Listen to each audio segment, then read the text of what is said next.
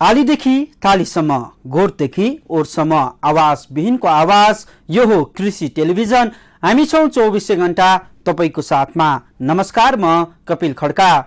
कृषि टेलिभिजनको साप्ताहिक कार्यक्रम पोल्ट्री विशेषमा यहाँहरूलाई हार्दिक स्वागत छ। हामी यस कार्यक्रममा समग्र पोल्ट्री क्षेत्रमा भएका गतिविधि, प्रगति, समस्या र यससँग सम्बन्धित विभिन्न विषयवस्तु समेट्दै आइरहेका छौँ। दर्शकवृन्द, पछिल्लो समय नेपालमा कृषि पेसाप्रति युवाहरू निकै नै आकर्षित छन्। आजभोलि कृषि गुजारामुखी प्रणालीबाट व्यावसायिक रूपमा विस्तारित भइसकेको छ। यसैमा पछिल्लो समय नेपालमा हाँस पालन एक फस्टाउँदो पोल्ट्री व्यवसायको रूपमा हेर्न थालिएको छ। हाँसलाई अन्डा तथा मासु उपभोगको लागि पालिने गरिन्छ। कुखुरामा भन्दा पनि रोग प्रतिरोधात्मक शक्ति निकै मजबुत भएकाले प्रतिकूल परिस्थितिमा पनि हाँस पाल्न सकिन्छ। जहाँ अरू कुनै व्यावसायिक पोल्ट्री व्यवसाय गर्न सकिँदैन, त्यहाँ हामीले हाँस पालन गर्न सक्छौँ। किनकि हाँसले हिलो तथा फोहोर क्षेत्रमा चरण गरेर पनि जीविका चलाउन सक्छ। तर व्यावसायिक हाँस पालन कसरी गर्ने त? कस्तो हावापानीमा हाँस पालन गर्न सकिन्छ? मासु उत्पादनको लागि पालिने प्रमुख हाँसका जातहरू कुन कुन हुन्? हाँस पालनको फाइदा आदिमा रहेर तयार पारिएको रिपोर्ट पोल्ट्री विशेषको पहिलो अंशमा।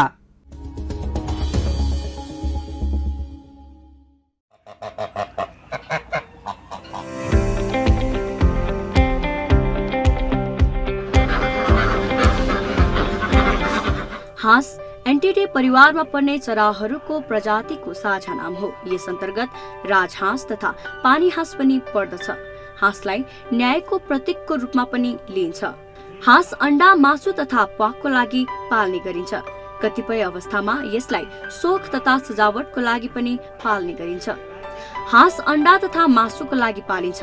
हाँसहरू जंगली तथा घरपालुवा दुवै थरीका हुन्छन्।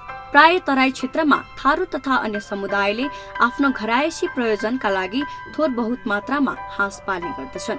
कतिपय धार्मिक कार्यका लागि हाँस र हाँसको अन्डा नै चाहिन्छ। हाँसले करिब 6 महिना उमेर भएपछि फूल पार्न सुरु गर्दछ। एउटा हाँसले वार्षिक सरदर 200 देखि 300 वटासम्म फूल उत्पादन गर्दछ। हाँसलाई करिब 2 महिनाको उमेर भएपछि वा 2 देखि 2.5 केजी तौल भएपछि मासुको लागि प्रयोग गर्नु राम्रो हुन्छ। मासुको लागि पालिने हाँसको तौल सरदर 3 देखि 4 केजी सम्म हुन्छ। नेपालमा व्यावसायिक रूपमा हाँस पालन गरेको खासै पाइँदैन।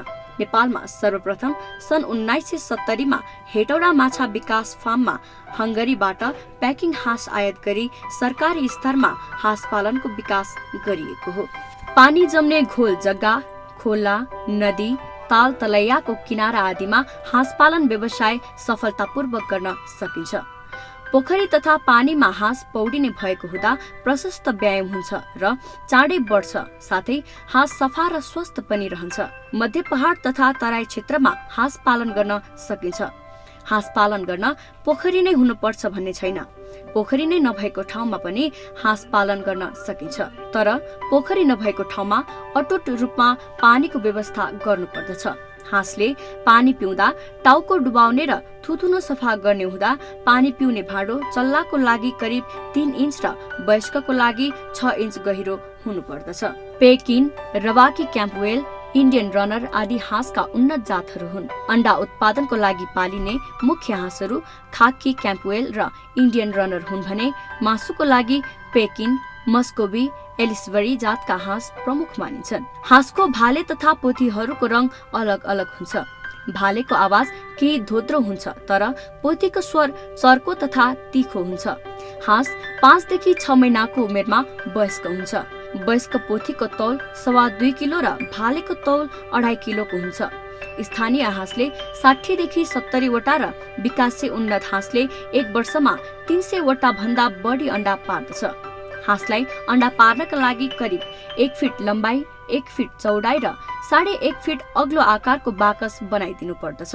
अन्डा पार्ने हाँसलाई करिब 18 महिनाको उमेर भएपछि गुड तथा अन्डा पार्ने बाकसमा राख्नु पर्दछ।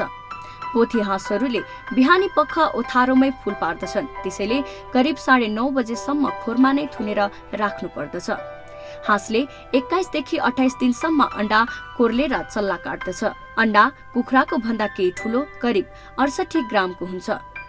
हाँसलाई साधारण खोर तथा दाना आहारा दिएर पनि पाल्न सकिन्छ, तर हाँसलाई खेल्नको लागि प्रशस्त मात्रामा पानीको आवश्यकता पर्दछ। साधारणतया प्रति हाँसलाई 3 देखि 4 वर्गमिटर पानीको क्षेत्र उपलब्ध गराउनुपर्छ। प्रजननका लागि पालिने हाँसका लागि प्रति भाले 5वटा पोथीका दरले व्यवस्था मिलाउनुपर्छ। हाँसलाई खोरमा थुनेर र छाडा छोडेर दुवै तरिकाबाट पाल्न सकिन्छ। खोरमा थुनेर पाल्दा एउटा खोरमा 6 पोथीको लागि 1 भाले राखेर पाल्नुपर्छ। यो सँगै खोरमा पानीको अटुट व्यवस्था मिलाउनु पर्दछ। छाडा छोडेर पाल्दा हाँस आफै चर्ने हुँदा दाना खर्च लाग्दैन, तर यसका लागि ठूलो ठाउँको व्यवस्था मिलाउनु पर्दछ। यी दुवै तरिका उपयुक्त भए पनि हाम्रो देशमा धेरैजसो कृषकहरूले हाँसलाई छाडा छोडेर पाल्ने गरेका छन्। हाँसलाई मुख्य गरी कक्सिडियोसिस, डग कलेरा, बोटुलिज्म, डग भाइरल, हेपाटाइटिस, बर्ड फ्लू जस्ता रोगहरू लाग्दछन्। यस्ता रोगबाट बच्न हाँसको माउ र चल्लाहरूलाई समयमा नै खोप लगाउने, एन्टिबायोटिक औषधिहरूको प्रयोग गर्ने तथा नियमित खोरको सफाई गर्नुपर्छ। यो सँगै हाँसलाई गोलो जुका, फित्ते जुका जस्ता आन्तरिक परजीवीले पनि सताउने गर्दछ।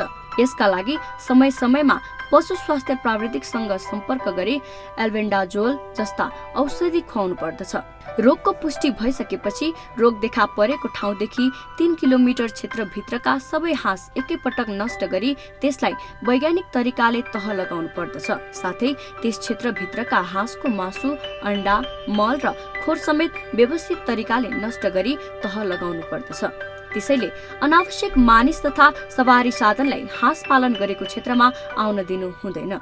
हाँसको खोरमा पस्नु अगाडि ढोकामा निष्क्रमण गर्ने औषधिको घोलपानी राखेको भाँडो राख्नु पर्दछ। हाँसहरू प्राय सबै प्रकारका खानेकुराहरू खाने गर्दछन्। यिनीहरूको प्वाख आएपछि तलाउ, पोखरी, नदीनालाहरूमा घाँस, किरा, माछा तथा शंखे किराहरू खोजेर खान्छन्। तर बढ्दो तथा अन्डा पार्ने पोथी हाँसलाई राम्रो सन्तुलित आहार खुवाउनुपर्छ। हाँसलाई स्टार्टर, ग्रोवर र लेयर गरी 3 किसिमको दाना चाहिन्छ। स्टार्टर दाना भर्खरका चल्लाहरूलाई, ग्रोवर दाना बढ्दो उमेरको चल्लाहरूलाई र लेयर दाना फूल पार्ने हाँसलाई खुवाउनु पर्दछ। खिन्न पाइन्छ।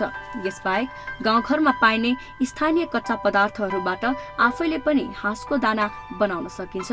दाना आफैले बनाउँदा मकै, गहुँ, धानको ढुटो, चोकर, तोरी वा सूर्यमुखीको पिना, चुनढुङ्गा र बजारमा पाइने भिटामिन तथा खनिज पदार्थलाई आवश्यकता अनुसार मिसाएर बनाउन सकिन्छ र यो फाइदाजनक पनि हुन्छ।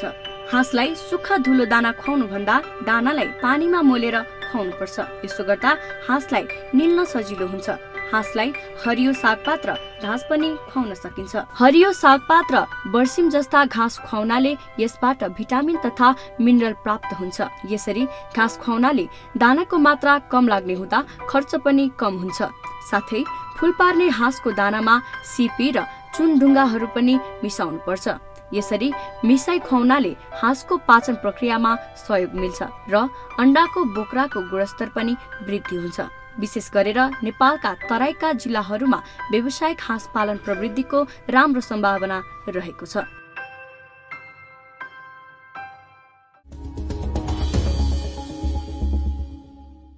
कोभिड-19 का कारण विश्वमै बेरोजगार हुनेको संख्या दैनिक बढ्दो छ।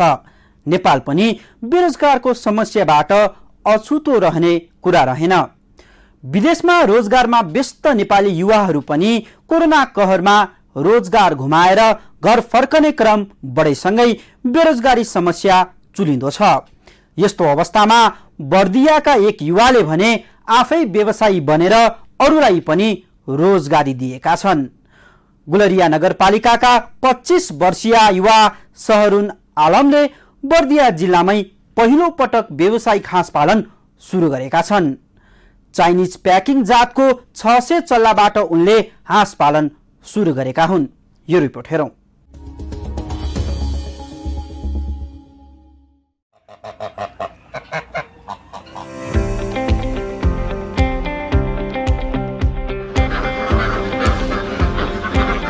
बर्दिया जिल्लामा व्यावसायिक हाँस पालन सुरु भएको छ। हालसम्म व्यावसायिक रूपमा हाँस पालन भएको थिएन। बर्दिया जिल्ला गुलरिया नगरपालिका वडा नम्बर 12 का 25 वर्षीय युवा शहरुन आलमले व्यावसायिक हाँस पालन सुरु गरेका हुन्। उनले कृषि जिटी पढेका हुन्। उनले चाइनिज प्याकिङ जातको हाँसको 600 वटा चल्ला पोखराको ह्याचरीबाट ल्याएर व्यवसाय सुरु गरेका छन्। बर्दिया जिल्लामा हाँसको मासु र अण्डा खाने प्रचलन नभएकाले उनले उत्पादन गरेका अण्डा र मासु पोखरा र काठमाडौँमा बेच्ने योजनामा छन्। प्राय जसो यसको 25% हामीले कम्पनीको दाना खुवाउँछौँ, 75% घरको जस्तै मकै, गहुँ, तोरीको पिन मिसाएर खुवाउने गर्दछन्। त्यसैले यसमा ब्रोइलरहरू भन्दा यसमा कम लागतमा पनि उत्पादन गर्न सकिन्छ र बढी मुनाफा पनि कमाउन सकिन्छ। हाँस, माछा अनि धान पनि एउटैमा गर्न सकिन्छ। अहिले सघन प्रणालीमा पनि यो पाल्न सकिन्छ। जस्तै हाँस माछा पाल्यो भने हाँससँगै धान पनि उत्पादन हुन्छ, माछा पनि हुन्छ। त्यसले हामीले धेरै आम्दानी कमाउन सकिन्छ। पहिला परम्परागत रूपमा हाँस पालन गरिन्थ्यो भने अहिले व्यावसायिक रूपमा पनि हाँस पालन व्यवसाय फस्टाउँदैछ। बजारमा हाँसको मासु र अण्डाको माग बढेकोले यस व्यवसायको भविष्य उज्जवल रहेको एकीकृत कृषि तथा पशुपन्छी विकास कार्यालय गुलरिया बर्दियाका पशु विकास अधिकृत डाक्टर सुमन खनाल बताउँछन्। परम्परागत रूपमा पालिएको र अहिले व्यवसायीकरणतर्फ चाहिँ ल्याइएको जात हो भने पेकिङ भनेको हामीले चाइनिज हाँस पनि भन्छौँ। त्यसलाई हामीले कुखुराको ब्रोइलर जस्तै मासुको लागि पालन गर्छौँ भने मेस्की जात चाहिँ पानी राखेर यो हाँसलाई चाहिँ पानी पनि आवश्यक पर्ने भएको भएर एउटा बन्द सँगसँगै पानीको व्यवस्था गरी पालन गरिन्छ र यो एकदमै सम्भावना भएको व्यवसाय हो। र अहिले हाँसको अण्डा सँगसँगै मासुको पनि माग अत्याधिक बजारमा बढेको पाइन्छ। जस्तै हाँसको छोइलाहरू अन्य परिकारहरू पनि माग भएको हुँदाखेरि यो व्यवसायको भविष्य चाहिँ उज्जवल देखिन्छ। आलमले 4 लाख लगानीमा हाँस पालन व्यवसाय सुरु गरेका हुन्। हाँसले 4 देखि 5 महिनापछि अण्डा दिन सुरु गर्छ भने 2 वर्षसम्म अण्डा दिन्छ। हाँसको मासु खानाले मुटु रोगी, बाथ रोगीका लागि फाइदाजनक हुने र अण्डा खानाले आँखा रोगीका लागि राम्रो मानिन्छ।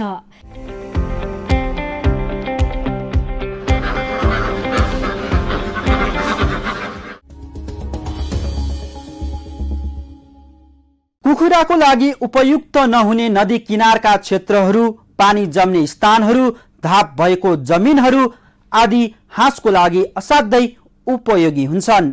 एकल व्यवसायको रूपमा मात्र नभई संयुक्त खेतीमा पनि हाँस पालन गर्न सकिन्छ। हाँसको मासु स्वास्थ्यको लागि निकै फाइदाजनक र मुटुको लागि पनि उपयुक्त भएकाले मानिसहरू यसको मासु खोजी खोजी खाने गर्छन्। बजारको पनि समस्या नभएको, स्याहार र व्यवस्थापनमा सहज रहेको बहुउपयोगी हाँसको व्यावसायिक पालन तपाईँ हामीले पनि सुरु गर्ने कि? हवस् त आजलाई यति नै। अर्को साता नयाँ विषयवस्तु लिएर म आउने नै छु। कृषि टेलिभिजन हेर्दै रहनुहोला। जय कृषि, जय किसान, समृद्ध कृषि नेपालको शान।